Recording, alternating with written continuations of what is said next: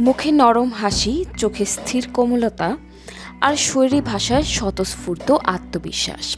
ভালোবাসার প্রকাশ যেন নতুন ভাষ্য পেয়েছিল রাজেশ খান্নার মাধ্যমে। এভাবে বলিউড পেয়েছিল তার প্রথম সুপারস্টার।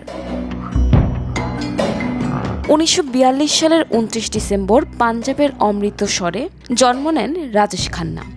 তার আসল নাম যতীন খান্না। ছোটবেলাতেই আত্মীয় চুনিলাল ও লীলাবতী খান্না তাকে দত্তক নেন।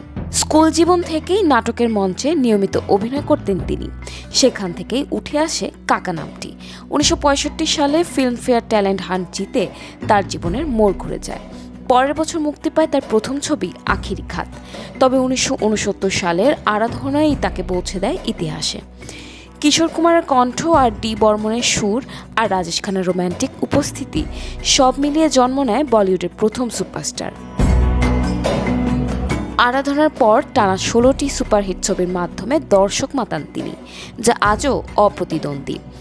নতুন ছবি মানেই উন্মাদনা, চিঠির পাহাড়, বাড়ির সামনে ভিড়, এমনকি নবজাতকের নাম রাখা হতো রাজেশ। তখনই বলিউড বুঝেছিল স্টারডম আসলে কি।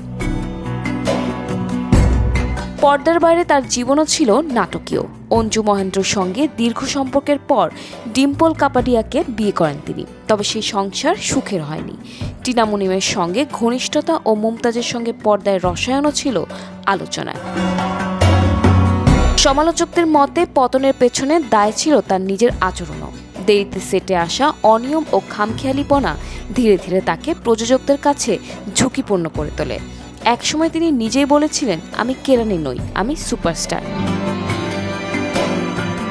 জীবনের শেষ ভাগে অসুস্থতায় ভুগে নীরবে আড়ালে সরে যান রাজেশ খান্না। 2012 সালের 18 জুলাই বিদায় নেন বলিউডের সেই প্রথম সুপারস্টার। তবে তার নরম হাসি, সংযত রোমান্টিকতা আর চোখের ভাষা আজও দর্শকের স্মৃতিতে অমলিন।